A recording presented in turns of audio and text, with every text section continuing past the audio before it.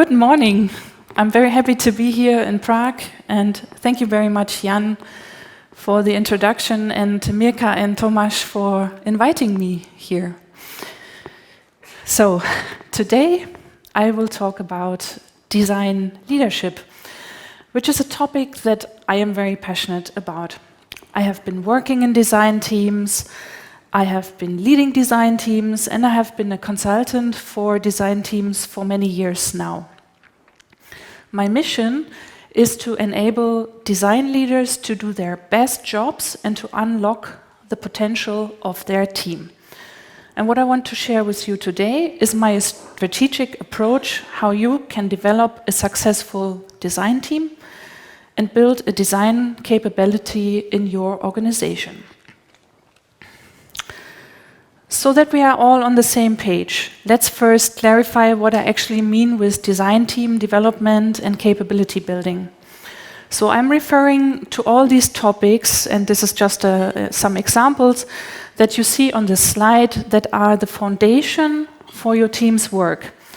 And how you approach these topics has a tremendous impact on your design quality, your efficiency, but also on the motivation and satisfaction of your team members.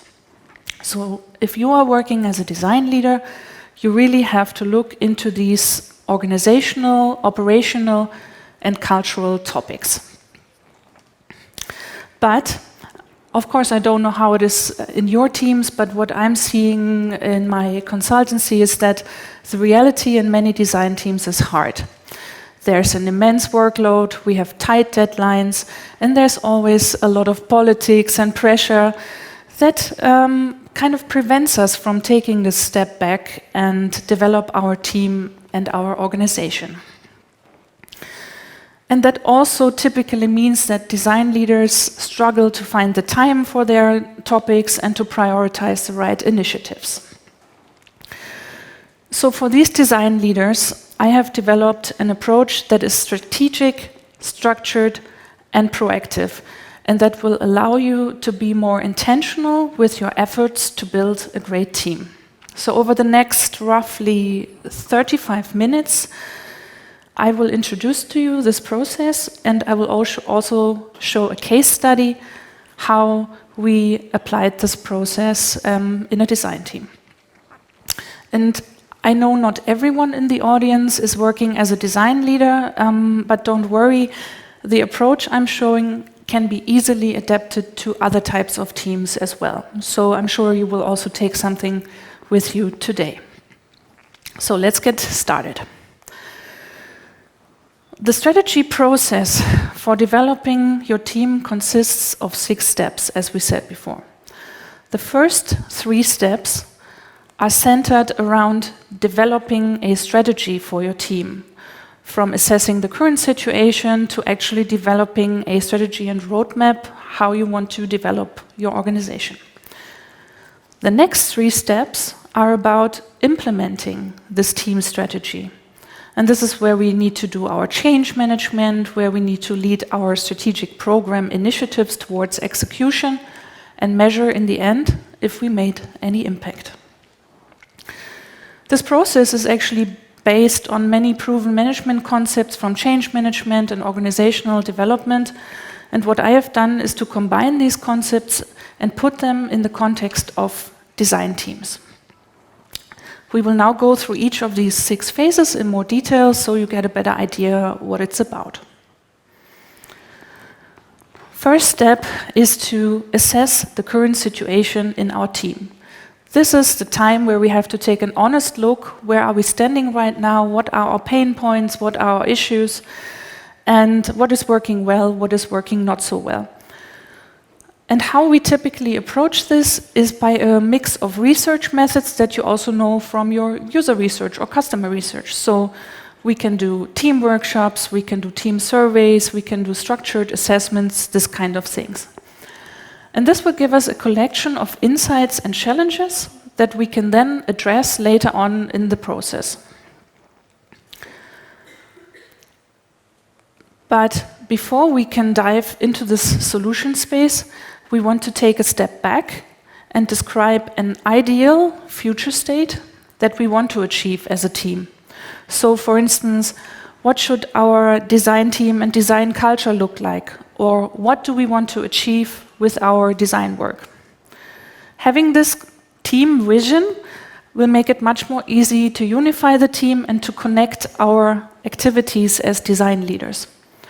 And we typically approach this step by crafting something like a vision statement or by using storytelling or imagery to bring the future state to life. So now you have looked at your current state of the team, you have developed your future vision. Now it's time to develop the strategy of how you can get from the present to the future, which is actually what a strategy is. It's how you get to where you want to be. It's all the actions, the ideas, the solutions you are implementing in your team. And typically, a strategy is planned for a time frame. So you would say, okay, what are we doing in the next, 3 months, 6 months, or even 12 months to come closer to our vision? Developing a strategy is a creative process, as you all know. And this is something that, as designers, is also oftentimes easy for us. We can approach this in our team with workshops and meetings, but I'm also a big fan of just having the design leaders taking dedicated and concentrated time to think about how they can get closer to this future vision. So again, a mix of methods is a great way. And the strategy that you are developing then can provide clarity and is like your roadmap to the future. So these were the first 3 steps, developing the team strategy. And now the first steps towards implementing the strategy is to actually prepare the team for the changes that you have planned. In my experience, this step is oftentimes overlooked. But an effective change management is super important for this process. And why is that? People react sensitive to organizational changes. If you want to implement some changes, like, for example, you want to change the ways of working, you want to change your processes, your team setup, your design tools, you have to think about that this can cause an emotional reaction in your team. Team members might fear to lose their status, lose established relationships, for instance, if you change a team setup, or that they have to leave the comfort zone when you introduce new ways of working or new tools. So you have to be sensitive about that when you change something in your team. But fortunately, there's things we can do. So as design leaders, we need to guide our team through any change process. And we approach this by communicating transparently at all times. We let the team participate, we gather their feedback, and we need to support them if any team members are struggling with that. If you are doing an effective change management, that will make it much more likely that your team strategy will be a success. So, I know this is a lot of theory, new things, so let's recap a little. So you have analyzed your current state, you have defined your vision, and you have defined a strategy how you want to get to that vision. You have gotten your team on board. They are excited, hopefully, they are motivated. What happens now? Now is actually when the real work starts, because you have to put your plan into action, and this means that you have to set up your design program and manage the resulting program initiatives. Now, what is a design program, you might ask? A design program is your set of interrelated projects that will bring your strategy towards execution and implementation. So it's typically all these organizational internal projects that are called your design program, just so we are clear with the terms. And how does this look like? So we need to take our ideas, our solution ideas, our strategy, and we have to translate them into actual concrete projects, tasks, this type of things. And we also have to define who will be working on these topics.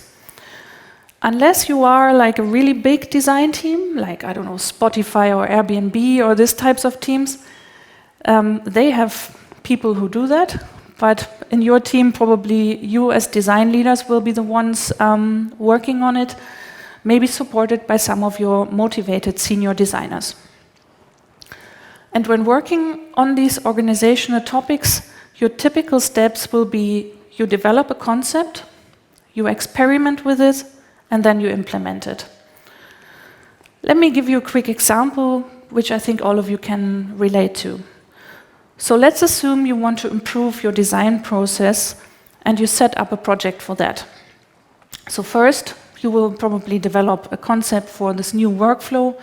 Then you will try it out in maybe 1 team, 2 teams, this kind of thing, try out until it really works. And when you have iterated it until it works, the new process will get documented and rolled out and trained for the whole team. Just so you have an example. And as you can imagine, just from this one example, organizational projects, they take time, you need some patience, and it can take weeks or months from the first kickoff to the finished implementation.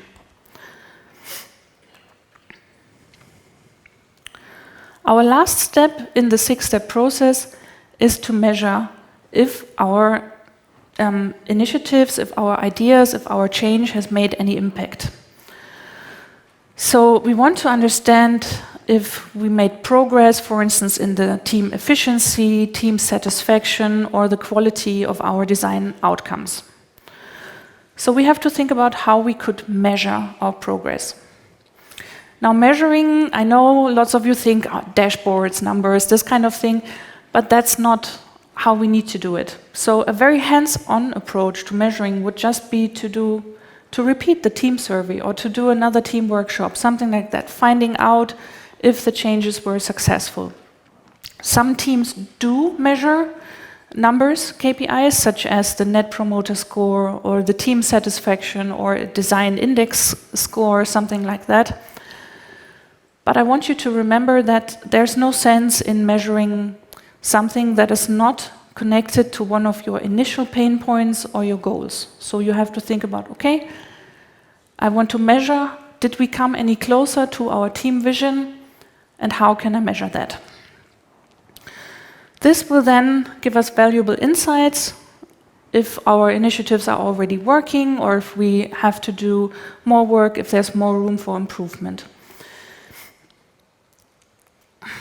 So, that was the quick overview. I'm sure it was, if you haven't been working with this kind of approach, I'm sure it was a lot.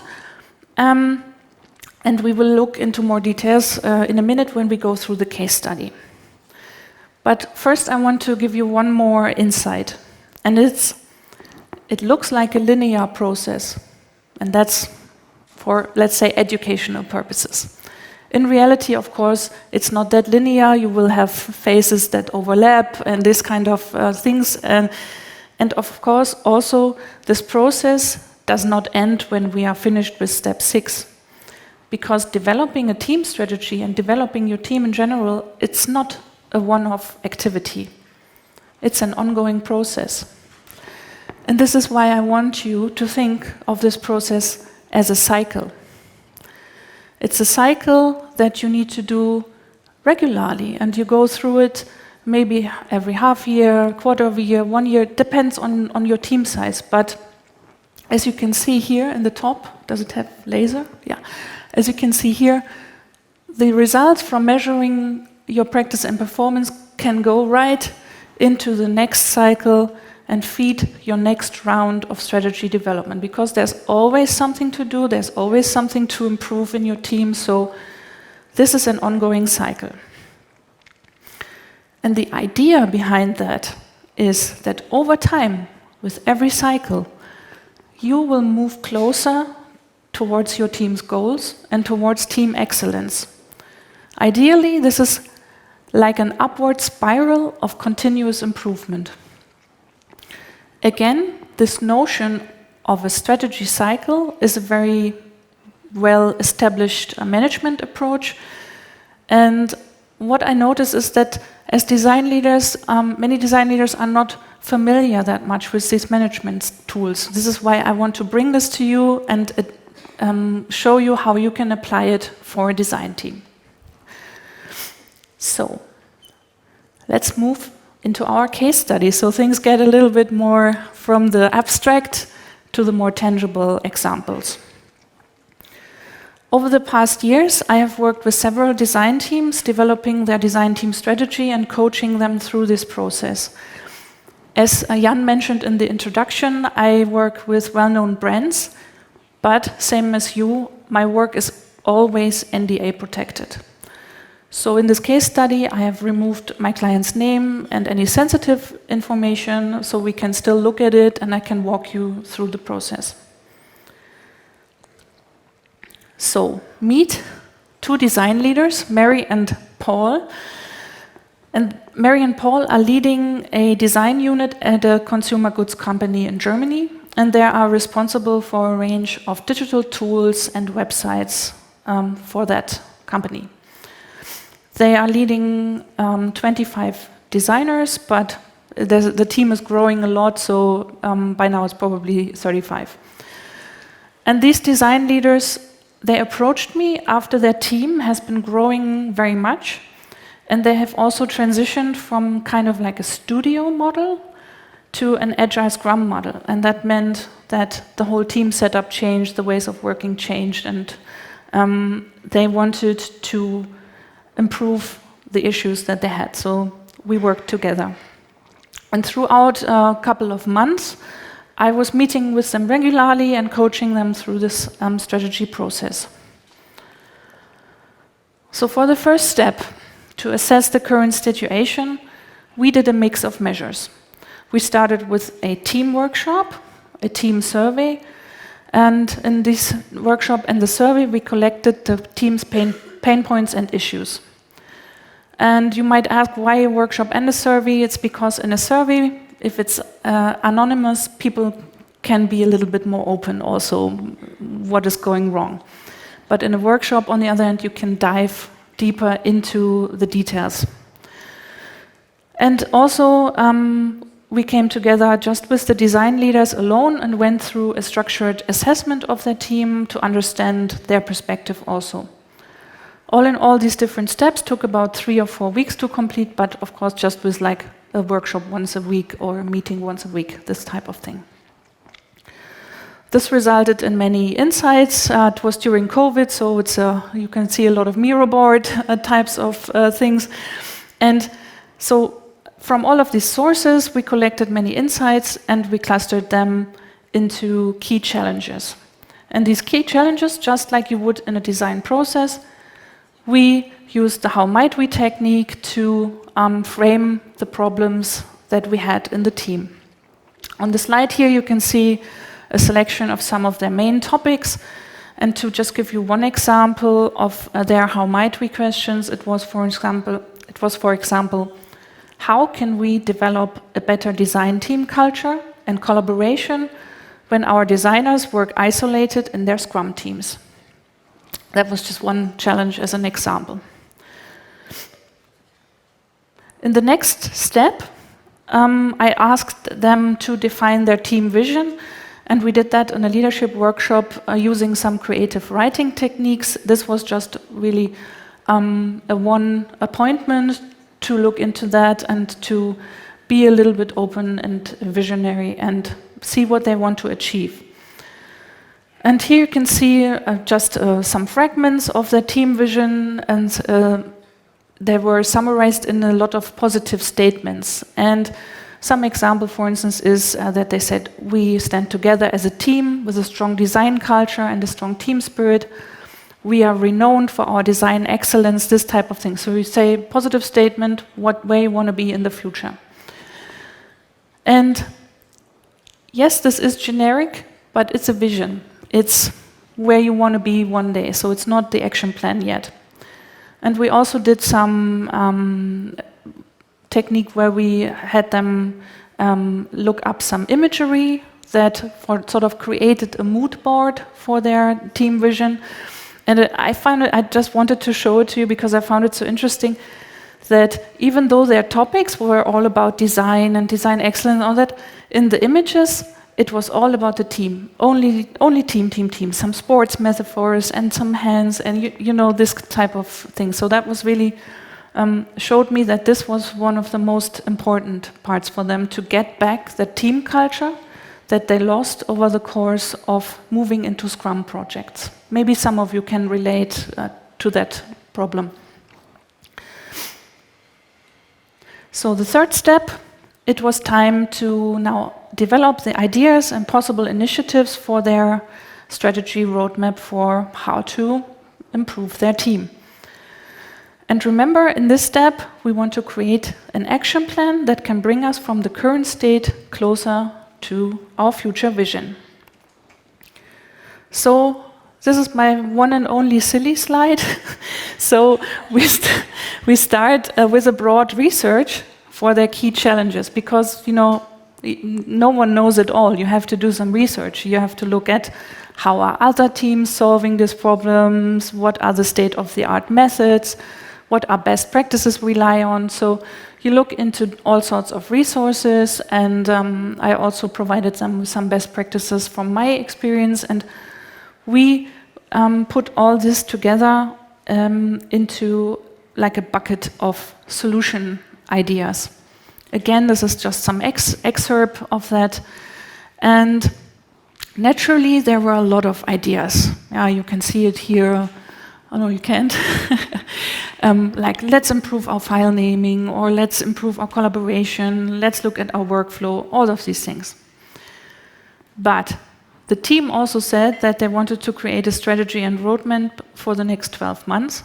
And it was clear that with the limited time and resources they had, they couldn't address all of these topics.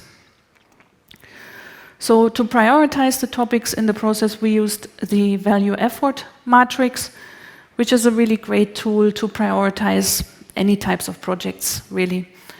So if you're not familiar with this matrix, on the vertical axis we have the value a project can bring, and on the horizontal axis we have the effort. So how much does it cost, how much resources do we need? And based on this, a project can be either a quick win, or a major project, or fill-in or a thankless task. Naturally, we don't want to do the thankless tasks. So we put these team's topics on the matrix, and it became clear very quickly that some of their ideas would make less sense than others. So what you typically do is you do all the quick wins, because it's a quick win. So you will definitely select the quick wins.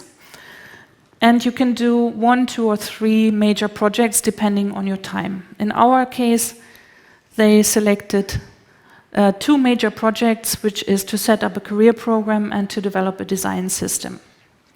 And all the other topics that are not circled, they were out of scope for their current round of the strategy cycle. Of course, we needed some more details, so in order to detail the strategy a little bit further, we filled out something that's called a strategy template, and it's describing each of their 5 selected topics in more detail. Here you can see one example for how they plan to improve their team culture. And in this template, we write down, for instance, what do we want to achieve, what are initial solutions, what are first steps, and also what could be barriers along the way. And again, you can see this is a Miro board, so it's from a workshop, and we all know the work doesn't end in the workshop. So afterwards, the design leaders really had to craft everything into a compelling presentation, something that they could share with the team. And we also allocated all the topics on a very high-level roadmap, so they can see on which topic they want to work on when over the course of the next year. Of course, this is very low fidelity, right? It's not your detailed project plan, but it doesn't have to be. At this stage, for your presentation, for your stakeholders, for your team, it's fine just to have this kind of rough timeline. And the strategy step for this team ended when they fine-tuned their strategy and roadmap, put everything into a presentation, and presented it to their stakeholders from business, from product management, and from development. Why? Because these are the people that they work together with a lot, and they need to have them on board, they need to get their input as well, and have their support, and even budget in some cases, depending on your topics. So now it was time to implement the strategy. And as I said before, change management is super important, but in their case, they didn't have any changes planned that were likely to cause a very emotional reaction or something. Nothing like, you're gonna work in a different team or something like that. So we kept this step fairly short and just used one of their weekly design team meetings to also present the strategy to the team, to gather some ideas from the team and discuss what is going to happen. And now it's getting interesting. Now the actual work on their design program should start. And we agreed, okay, let's meet again in 2 weeks and see how it goes. And I checked in with them and asked how things are going. And they said, actually, we didn't have any time at all to work on our strategic topics. There was so much to do. We had some deadlines, we had some ad hoc issues that we had to solve, and they were a little bit embarrassed because that's how it is, right? You meet with your coach and you want to show something good, but that's how it was. And I'm sharing this to show you it's not perfect. It's not working like a fairy tale. So the problem was that after all the strategy was set and they communicated it, they didn't dedicate any time for the team strategy to actually implement it and work on it. So we sat together and said, okay, what can we do? And I said to them, okay, first of all, you need to treat these projects like you would do any other projects. You have to start to manage them like you would manage a client project. So you need to really set up the design program and dedicate time to it. And this is what happened then. So as a first step, this is their roadmap again, we translated this roadmap into actual projects with project plan, not very detailed, but you have a plan and a timeline with milestones, with deliverables. And we also defined who would be responsible for which topic. So most topics would be worked on by Mary and Paul themselves, and others were delegated to some working groups of senior designers in the team.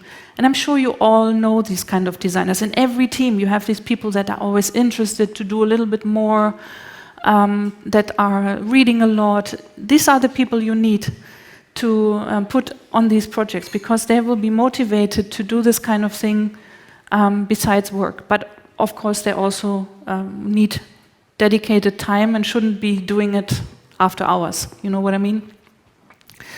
So another game changer was that Mary and Paul really started to make time for this in their calendar. So they started to block one afternoon every week where they would meet in the leadership team and work on their design program. Now, one afternoon per week is not much, right? But I'm sure a lot of you people would even think, how would I get this afternoon?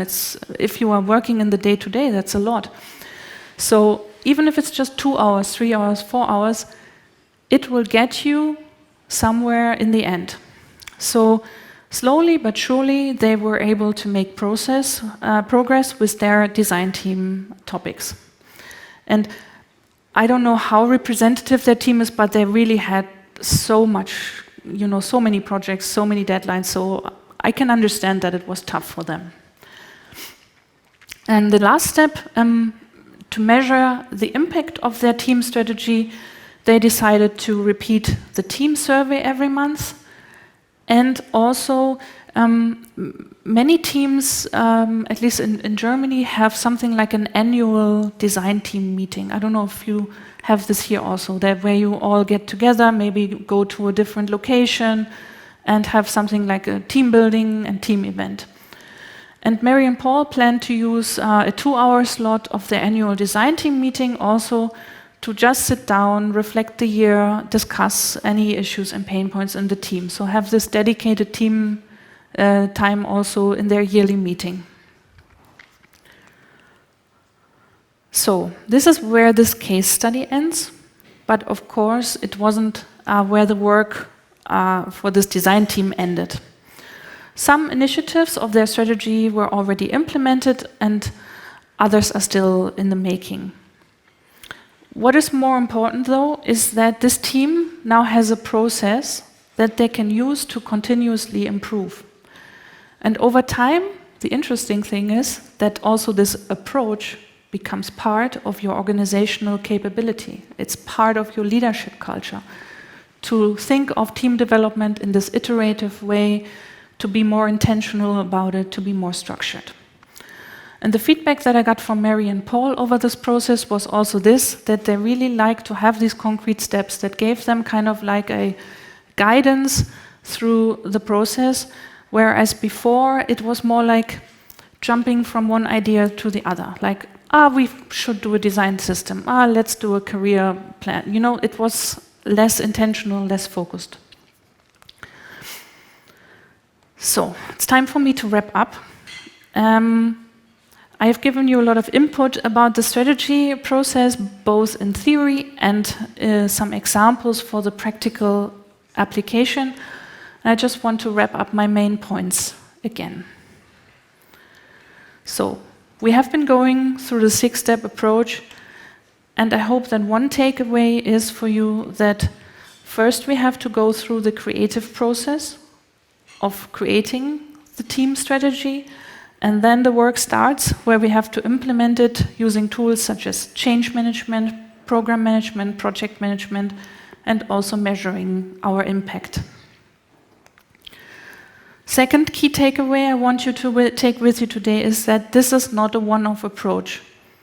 As I mentioned before, we need to think of these steps as a cycle that we go through regularly. The case study has shown us that this structured process proved to be helpful, but it also showed that organizational change takes time and that you as design leaders have to make a conscious effort to keep pushing these topics when day-to-day work is very stressful. Your reward will be a team that is motivated, that feels seen, because you have a process to gather their issues and to work on them. So the team feels seen, and it's a culture of continuous learning. The strategy approach that I have presented to you today is part of a bigger framework for design leaders that I have developed. And this design leadership framework that you see here, it does not only cover the team strategy, but also all other relevant aspects that design leaders have to look into. So if you are interested to learn more, you can visit my website, designleadershipframework.com, or you can wait for my book, which I'm currently writing, and it takes longer than I hoped, but one day. And with that, I would like to say thank you very much for inviting me. Thank you very much for your attention. I hope you could take away some things that are valuable for your team. And I'm very happy to have shared my work with you. Thank you.